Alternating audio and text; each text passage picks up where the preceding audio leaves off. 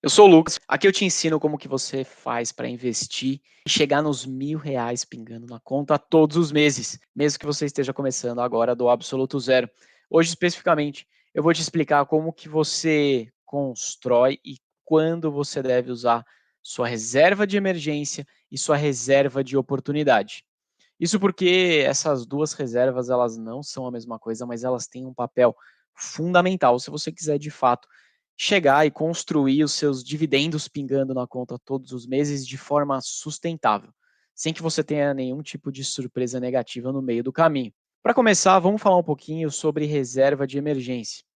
Reserva de emergência, para quem não conhece ou se você nunca ouviu esse termo, é um dinheiro, né, em outras palavras, que a gente deveria deixar separado, guardado e protegido para que ele seja usado apenas em momento de emergência, como o próprio nome já diz. Essa grana, ela não é para estar em investimentos de maior risco em hipótese nenhuma, tá bom? Esse dinheiro tem que estar bem protegido. Isso não quer dizer que esse dinheiro tem que estar na gaveta, embaixo do colchão ou ainda na poupança. Não, não é isso. Estar protegido não significa deixar esse seu dinheiro parado em investimentos ruins. Você consegue juntar proteção com boa rentabilidade. A gente vai falar sobre isso daqui a pouco, tá? Essa grana precisa ser uma grana de fácil acesso, então você precisa conseguir sacar e usar esse dinheiro a qualquer momento. Afinal de contas, a emergência não avisa quando ela vai acontecer. Se avisasse, não seria uma emergência. E fundo de garantia. O FGTS não não é uma reserva de emergência. Você não pode contar com ele. Vou te dar um exemplo daqui a pouco, você vai entender o que eu estou falando, tá bom? A reserva de emergência é aquela grana que vai te deixar tranquilo na hora de dormir. É aquela que quando você deitar a cabeça no travesseiro, você vai dormir com mais tranquilidade, sabendo que se acontecer qualquer imprevisto, qualquer coisa não planejada, você vai ter um colchãozinho ali de segurança, uma grana extra para você conseguir sair ou pelo menos passar por essa emergência com um pouco mais de tranquilidade. Tranquilidade é essa se for um problema de saúde e você precisar eventualmente pagar por algum exame ou até acessar algum médico que você não consiga fazer pelo SUS ou ainda que o seu plano de saúde, se você tiver, não cobre. E isso acontece, tá? Ou ainda também pode ser uma emergência se você tiver algum tipo de acidente doméstico, algum acidente na sua casa. Já aconteceu comigo, eu já vou te contar também. E claro, se você dirige, se você tem um carro, você sabe que pode acontecer algum tipo de acidente, batida, ralada, qualquer coisa desse tipo, isso tudo também pode vir a se tornar uma emergência. E tem muita gente mesmo, principalmente a galera que é CLT, né, que tem um emprego ali de carteira assinada, que não tem reserva de emergência nenhuma. E quando escuta esse termo, a pessoa às vezes até ignora, porque ela acha que por ela ser um CLT, por ela ter carteira assinada, ela não precisa se preocupar com uma reserva de emergência. Isso porque a crença do CLT é que se ela recebe o salário todos os meses, né, e ela tem uma previsibilidade de quando ela vai receber o salário, quanto ela vai receber, ela não precisa fazer uma reserva, porque ela consegue se planejar. Putz, isso não funciona bem assim, né? Mesmo se a pessoa, por qualquer que seja o motivo, acabe sendo afastada do trabalho, se ela ficar mais de 15 dias afastada, ela vai entrar no INSS. E dependendo do salário dela, pode ser que ela tenha uma queda bastante forte no que ela recebe do salário para o que ela vai receber no INSS. E se ela não tiver uma grana ali separada, talvez ela tenha problemas para conseguir pagar as contas do mês. Ou ainda, né, pessoas que são assalariadas, que são CLTs, acreditam que se elas forem demitidas e acredita que essa é a única emergência que pode acontecer, que ela vai receber o FGTS com multa e que essa grana vai poder dar uma tranquilidade para ela aí por algum tempo. Olha, ser demitido realmente é uma emergência, mas não é a única. Agora há pouco eu acabei de listar para vocês alguns exemplos, né, de saúde, acidentes domésticos, acidente com carro, ter que passar num médico, qualquer coisa nesse sentido, e nada disso você pode usar o FGTS. Você estando empregado, você não consegue acessar essa grana para poder usar, tá bom? Vou te dar alguns exemplos aqui meus que já se passaram comigo para você entender como o fundo de garantia não conseguiria ter me ajudado em absolutamente nada nesses casos. O primeiro deles, eu quero compartilhar com você um acidente doméstico que já aconteceu comigo. Eu, eh, faz mais ou menos acho que 10, 11 anos atrás, quando morava com os meus pais, a gente saiu de casa E ao voltar, a gente ouviu, né, estacionamos o carro na garagem, era um prédio, a gente morava no 10º andar, e aí ao estacionar o carro eu comecei a ouvir barulho de água na garagem. Falei: "Nossa, que estranho, né, barulho de água, esquisito". E aí eu fui andando em direção a esse barulho de água e veio vindo do elevador. Quando eu abri a porta do elevador, o elevador estava parado na garagem, quando eu abri a porta, assim, ó, veio uma cachoeira de água, a água jorrava pelo elevador. Na hora eu fiquei desesperado, falei: "Meu, acho que estourou algum cano que passa pelo fosso do elevador, sei lá, mas virou uma cachoeira aquilo, né". E fui correndo na portaria. Quando eu cheguei no porteiro, eu falei: "Estourou algum cano, tá vindo muita água pelo elevador". O porteiro, com os olhos bem abertos, assim, bem desesperado, ele olhou para mim e falou: "De fato, realmente estourou um cano, mas estourou um cano dentro do apartamento 102, lá do 10º andar". E aí o 102 do 10º andar era o apartamento que eu e meus pais morávamos. Falei: "Pô, mas esse apartamento é o que eu moro". Ele falou: "Ah, então é o seu apartamento que estourou o cano". Não tinha ninguém em casa, o porteiro não tinha o nosso telefone de ninguém dali, não conseguiu entrar em contato, e aí eu sei que o cano que estourou dentro do apartamento vazou tanta água, mas tanta água, que as pessoas só foram perceber quando a água já tinha saído por baixo da porta, escorrido pela porta do elevador, até cair lá no fosso, foi quando finalmente conseguiram desligar a água do prédio, só que nisso já tinha feito um estrago, né, a gente subiu, eu subi pela escada correndo. Cheguei lá, tinha vizinho com rodo na porta, tentando limpar a água. Nossa, um desastre. Eu sei que quando a gente abriu a porta de casa, absolutamente todo o piso, todo o chão estava tomado de água. Tinha móveis, tinha coisas ali encostadas no chão, né, que estragaram. Então, foi um desastre. Tudo isso porque uma tampinha, né, um tampão de um dos canos, era um tampão de PVC, ele estourou, ele estava ressecado já por ter muitos anos, ele estourou e aí, com a pressão da água, a água acabou jorrando de forma muito forte no apartamento inteiro, inundou o apartamento. Imagina o prejuízo disso. Pois é, imagina se não tivesse uma reserva de emergência ali, né, como é que a gente ia fazer para poder consertar a casa? Esse foi só um exemplo para você imaginar como é possível inundar um apartamento. Normalmente a gente acha que entrar água acontece mais em quem mora em casa, né, que pode ter algum tipo de problema nesse sentido, mas em apartamento também acontece. Beleza? Então ser um funcionário CLT não teria resolvido em absolutamente nada isso. Você precisaria sim ter uma reserva de emergência para conseguir ali ajustar, arrumar a casa de novo. Eu já tive também na minha família problemas, né, de uma pessoa muito próxima minha que teve a casa incendiada, pegou fogo na casa. A energia caiu, quando a energia voltou, deu um pico de tensão, e aí lá na cozinha algum eletrodoméstico, alguma coisa assim, pegou fogo e o fogo se alastrou. Então imagina, o apartamento ficou destruído. Putz, a pessoa ser contratada, ter um fundo de garantia não resolve em nada isso. Deu um PT no apartamento. Vou te dizer que sai uma grana, viu? Então, reserva de emergência ia resolver consertar o apartamento inteiro? Lógico que não. Mas pelo menos nas primeiras semanas ia te ajudar a, quem sabe, né, conseguir sair de casa, ficar eventualmente num hotel, ou até usar esse dinheiro que você tinha na reserva para conseguir fazer os primeiros reparos básicos e começar a arrumar a casa.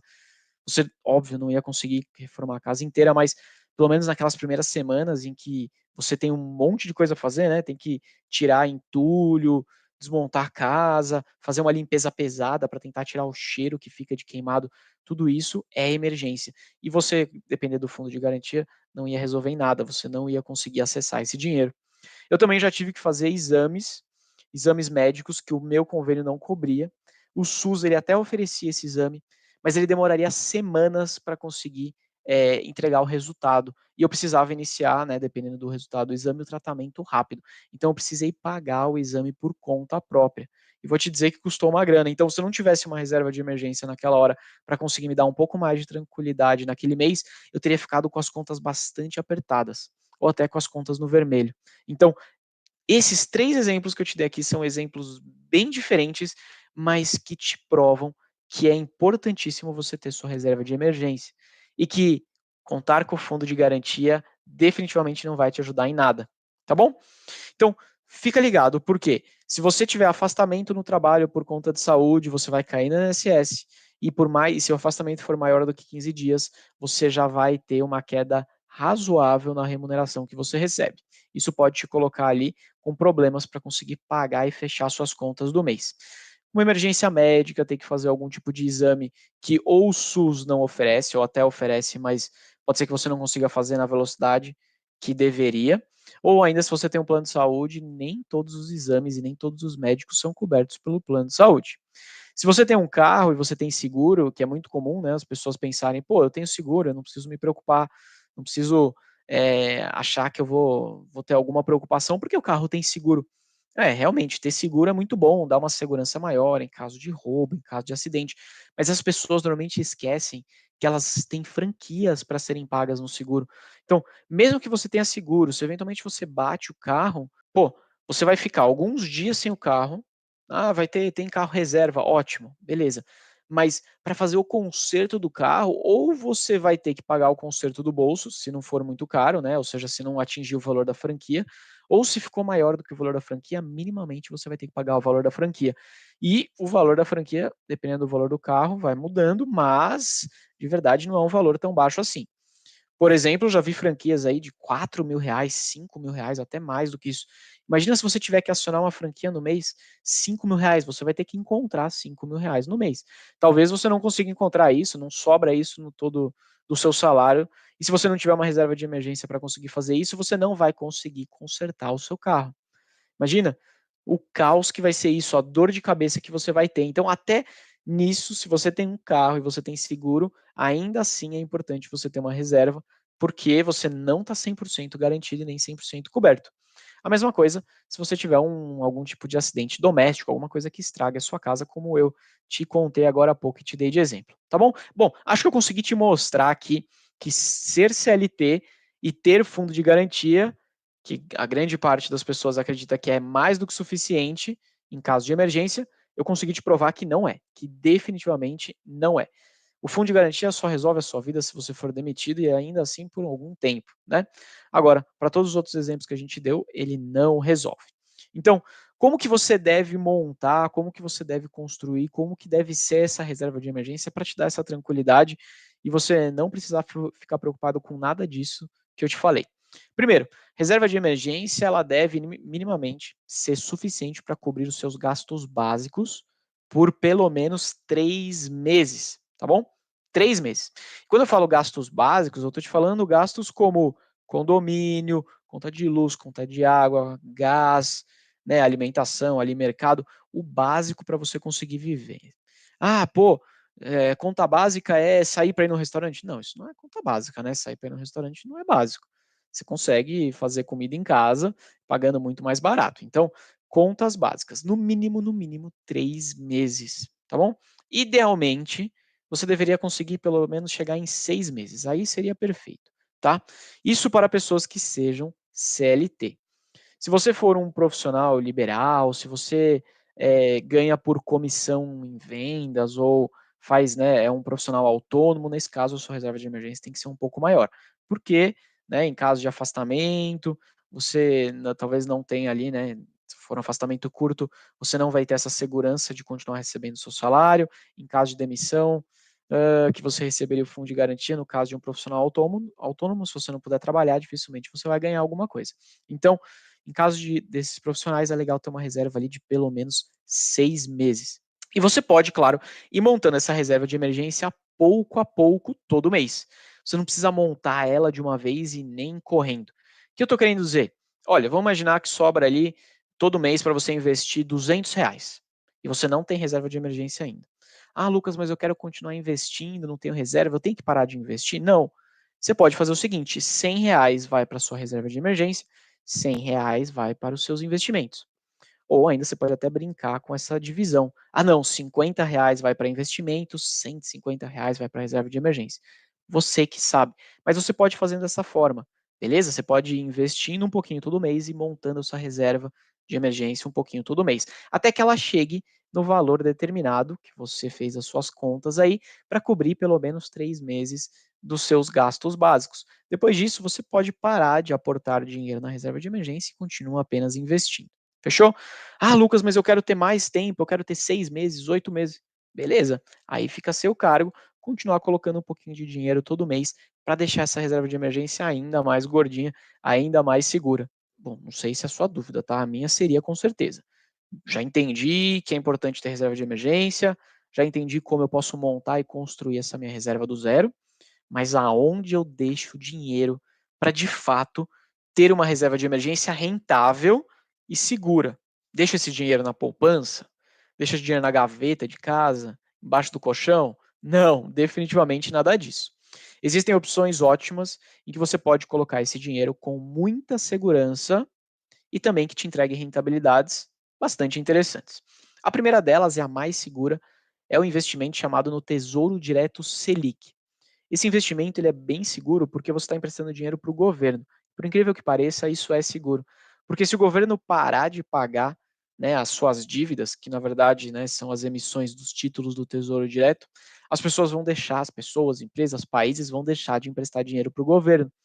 E se elas fizerem isso, o governo não consegue pagar suas contas, não consegue pagar os funcionários públicos, não consegue pagar as obras, não consegue dar dinheiro para hospital, escola e assim por diante. Então, por isso que o governo sempre prioriza pagar e honrar com as suas dívidas.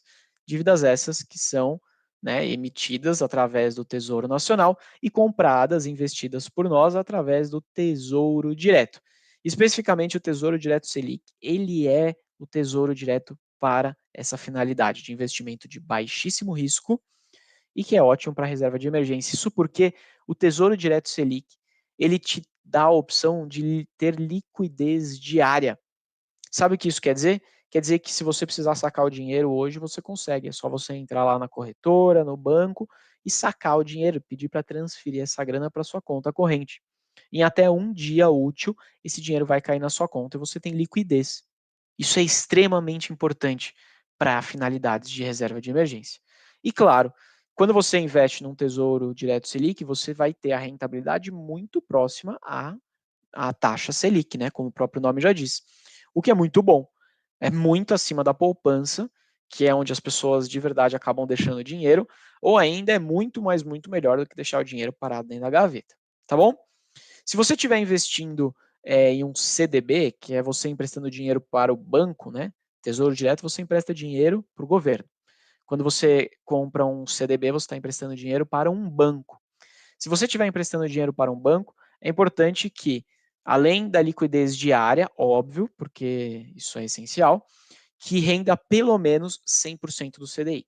Então, a rentabilidade daquele CDB deve, no mínimo, ser 100% do CDI, com liquidez diária e com proteção do FGC, que é o Fundo Garantidor de Crédito. Essa proteção do FGC é um mecanismo que vai proteger, caso o banco venha a quebrar, o seu dinheiro investido lá naquele banco em até 250 mil reais. Beleza? Então vamos imaginar que você comprou um CDB do banco Sbrubble, só para não dar o nome de nenhum banco aqui, depois o pessoal fica bravo comigo. Você comprou um CDB, investiu dinheiro num banco Sbrubble, beleza?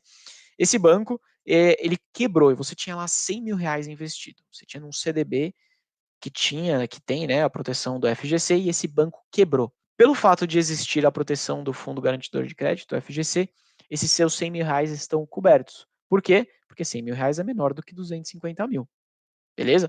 Então, você tem uma segurança extra nesse seu investimento, te dá uma tranquilidade maior. Claro, não é por causa disso que você vai colocar o seu dinheiro num CDB de qualquer banco. Tem um monte de banco porcaria, banco que está com sérios problemas de crédito e que, para poder pegar o seu dinheiro, ele oferece CDBs com umas taxas muito maiores do que a média do mercado. E aí, nesse caso, você deveria ficar bem desconfiado, porque quanto maior a rentabilidade, provavelmente maior é o risco. E no caso da reserva de emergência, que é o nosso tema de hoje, você definitivamente não quer colocar esse dinheiro em algo que dê risco, né? Esse dinheiro tem que estar muito bem protegido. Então, o fundo garantidor de crédito é extremamente importante para esses investimentos em CDBs e que minimamente renda 100% do CDI. Existem algumas opções que eu vou te falar agora quais são algumas delas que você consegue encontrar rentabilidade de 100% do CDI ou até mais, com todas essas características que eu te falei: fundo garantidor de crédito, liquidez diária, bons bancos, né, que são bons emissores e assim por diante. Beleza? Algumas opções aqui que eu separei para a gente falar, tá? A primeira delas é o PagBank. É um banco que tem boa liquidez, sim, é um bom emissor e ele está oferecendo, né, ele tem opções de 110% do CDI com liquidez diária e que tem o fundo garantidor de crédito. você precisa entrar na área de investimentos em renda fixa e escolher opções de investimentos em CDBs. Lá tem essa opção de liquidez diária com 110% do CDI. Você tem também uma opção semelhante no Banco Sofisa, que é um banco digital, mas também é um banco bastante seguro, com um bom histórico e que tem a proteção do Fundo Garantidor de Crédito. Fechou? Tem uma terceira opção que é o Daicoval. Ele é um banco com muitos anos de história aí, com um histórico muito bom. Ele também é um banco considerado muito seguro e oferece opções de 105% do CDI com o FGC, com o Fundo Garantidor de Crédito. Beleza? Só que eu te dei 3 opções acima de 100% do CDI. Ah, Lucas, mas olha, eu não sou digital, eu não gosto muito desses bancos mais digitais. Eu já tenho conta num banco aí, num bancão, né? Tipo o Banco Itaú, Banco do Brasil, Bradesco, Santander, sei lá, qualquer outro banco assim mais conhecido. Tem opção lá? Tem opção. Você consegue encontrar nesses bancos opções de investimento que rendam 100% do CDI com liquidez diária e fundo garantidor de crédito, tá bom? Eu mesmo tenho conta no Banco Itaú e lá tem uma opção dessa forma que eu acabei de contar, 100% do CDI. Você também consegue encontrar isso em outros bancos digitais, né? Banco Inter, Nubank. Cara, tem bastante opção e opções muito melhores do que a poupança e que vão te dar um retorno bem mais interessante. E lógico, tesouro direto do tipo Selic. Não confunda com os outros tesouros diretos. A gente tem os tesouros diretos pré-fixados, a gente tem os pós-fixados, que são o Selic, e tem os atrelados à inflação. Para reserva de emergência tem que ser o Tesouro Direto Selic, beleza? Por tudo que a gente comentou agora há pouco. Então, fique atento para você não entrar em investimentos sem liquidez. O que são investimentos sem liquidez, Lucas? Me explica, que as pessoas falam desse termo, mas eu não entendo. Quando a gente fala de investimento sem liquidez, é aquele investimento que você coloca e você não pode sacar o dinheiro a qualquer momento. Normalmente você precisa esperar o vencimento daquele fundo, daquele CDB, daquela letra de crédito, qualquer que seja. Então, normalmente esses investimentos, né, eles até oferecem uma taxa um pouco maior, uma rentabilidade um pouco maior, mas em troca disso eles não te dão a liquidez. Ah, você coloca o dinheiro e o vencimento é daqui 2 anos. Você só vai poder tirar o dinheiro daqui 2 anos. Se você tiver uma emergência no meio do caminho e todo o seu dinheiro estiver ali, né, o seu dinheiro de menos risco estiver lá, como é que você vai fazer? Você não vai conseguir. Então, cuidado com investimentos que não tenham liquidez, que você só consiga sacar no vencimento. Mais cuidado ainda com investimentos que não tenham o Fundo Garantidor de Crédito, a sigla FGC. Nesse caso, você está investindo o seu dinheiro, emprestando o seu dinheiro para alguém, e se esse alguém, né, que pode ser uma grande empresa ou um grande banco, vier a quebrar, você não vai ter nenhuma garantia em relação ao dinheiro que está lá emprestado. Você vai ter que entrar lá na justiça, e aí vai dar um monte de dor de cabeça, tá? Eu quero dar um exemplo aqui de um investimento que as pessoas estavam falando bastante sobre ele, mas que definitivamente não é uma opção interessante, muito menos para reserva de emergência, que é o 99 Pay. Ele estava oferecendo uma rentabilidade de 220% do CDI, mas aí tinha várias letrinhas pequenas lá, e duas delas diziam o seguinte: a primeira é que essa rentabilidade só vale até R$ 500, mais do que R$ 500 não rende tudo isso. Então, já não fica tão legal assim, né? Aí já vai lá para os 100% do CDI. Segundo, e mais importante, é que não tem o fundo garantidor de crédito. Então, quando você coloca o seu dinheiro, por exemplo, no 99 Pay, você está emprestando dinheiro para a empresa 99. Cara, é por sua conta e risco. Se essa empresa amanhã vier a quebrar, não estou te falando que é isso que vai acontecer, tá? Estou te dando um exemplo aqui. Se essa empresa aqui vier a quebrar, você não tem garantia nenhuma que você vai conseguir sacar esse dinheiro. Esse dinheiro pode até ficar bloqueado e é isso, vai te dar uma dor de cabeça enorme, tá bom? Então, cuidado com essas ofertas muito atrativas, com essas ofertas que parecem boas demais para ser verdade. Quando é muito bom para ser verdade, o santo precisa desconfiar. Fechou? Liquidez diária, fica ligado então, importante. Liquidez diária, proteção do FGC, se for um crédito privado, que renda 100% do CDI pelo menos, muito melhor do que deixar o dinheiro na poupança, que venha de um bom banco emissor, se for um CDB, por exemplo, e se for um Tesouro Selic, né, se for um Tesouro Direto, que seja o Tesouro Selic, que é uma opção do pós-fixado. Ah, Lucas, beleza, já montei minha reserva de emergência, já entendi, tá, mas você falou aqui, né, sobre reserva de oportunidade. Qual que é a diferença de reserva de emergência e reserva de oportunidade? Porque tem esses termos aí esquisitos. É o seguinte, reserva de oportunidade é a grana que você deixa guardada para investimentos de baixo risco e com liquidez. Porque diferente da reserva de emergência, O de oportunidade você usa quando aparecer uma opção de investimento muito melhor do que aquela que você hoje tem investido. Então, por exemplo, surgiu uma oportunidade de você comprar um imóvel, ou de você investir num negócio, se tornar sócio aí de alguma loja, algo assim, ou até se você investe na renda variável e você, por qualquer que seja o motivo, encontrar ali ações muito baratas. A bolsa de valores caiu muito rápido e de forma acelerada. As ações caíram demais de preço. Putz, nesse caso, você ter uma reserva de oportunidade é muito interessante, porque você vai conseguir usar esse dinheiro, essa reserva de oportunidade, tirar o dinheiro de lá e comprar um investimento melhor que vai te render mais lá na frente, tá bom? Todo mundo gosta de fazer um bom negócio, né? Se essa garrafa aqui, por exemplo, vamos imaginar que ela custasse R$ 50 normalmente. De um dia para o outro, você encontrou uma promoção e que essa garrafa estaria custando R$ 25. Parece um bom negócio? Metade do preço. Só que se você não tiver liquidez, se você não tiver esse dinheiro para usar, como é que você vai comprar essa garrafa? Como é que você vai fazer esse negócio bom? Você não vai conseguir fazer. Então, você perdeu uma excelente oportunidade de conseguir ganhar dinheiro. No mundo dos investimentos, funciona de forma semelhante. Se você não tem uma graninha separada ali, de liquidez diária e de baixo risco, pode ser que apareça uma excelente oportunidade melhor de investimento e você não vai ter liquidez, você não vai ter grana para conseguir usar essa oportunidade, beleza? Então, fica ligado porque a reserva de oportunidade é uma excelente ferramenta para você. Recentemente, eu usei a minha reserva de oportunidade para investir em dois fundos imobiliários de papel, o REC-R11 e o RBRR11. Não estou te fazendo nenhuma recomendação de compra aqui, estou só compartilhando o que eu fiz recentemente, tá bom? Isso porque esses dois fundos imobiliários de papel, um deles de baixo risco, que é o RBRR11, e outro deles que busca um risco um pouco maior e, por consequência, mais retorno, que é o REC-R11, esses dois fundos tiveram, né, as suas cotas desabando, junto com todos os fundos imobiliários, né, e a renda variável que caiu bastante nas últimas semanas. Então eu aproveitei para poder pegar uma grana que eu tinha rendendo 100% do CDI numa reserva de oportunidade e fazer o aporte nesses fundos imobiliários de melhor opção do ponto de vista de retorno para o médio e longo prazo, tá bom? Eu também aproveitei e investi em duas empresas do setor de energia, que é um setor considerado bastante seguro e bastante resiliente.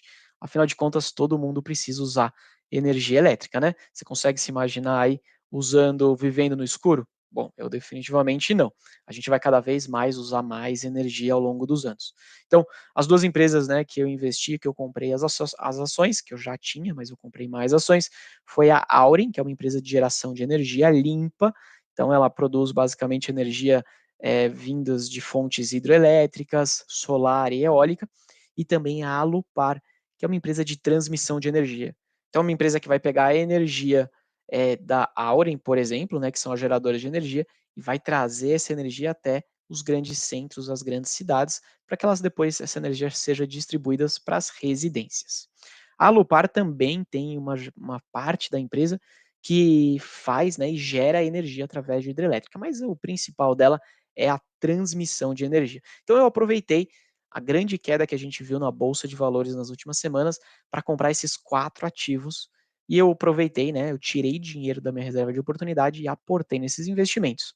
Beleza? É para isso que serve a reserva de oportunidade, é para esses momentos, como agora que eu acabei de contar para você.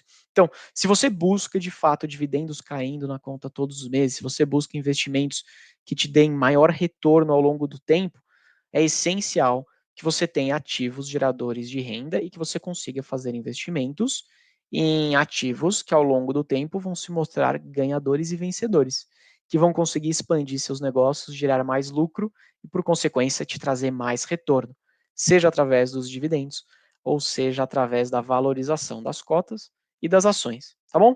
Então, reserva de oportunidade, reserva de emergência, você precisa ter e você precisa entender quando que você usa cada uma delas e você precisa saber aonde deixar esse dinheiro. Tudo isso foi o tema da live de agora há pouco que a gente acabou de terminar, tá bom? Espero que você tenha gostado aqui do vídeo de hoje, espero que você tenha entendido absolutamente tudo e não se esqueça, hein? Importante, liquidez diária, proteção do fundo garantidor de crédito, se for um crédito privado, render 100% do CDI ou mais, que se for um banco, que seja um bom banco, que seja um emissor de qualidade, em resumo, né, em outras palavras, opções ali nos pós-fixados com liquidez. Fechou? Até a próxima e um grande abraço.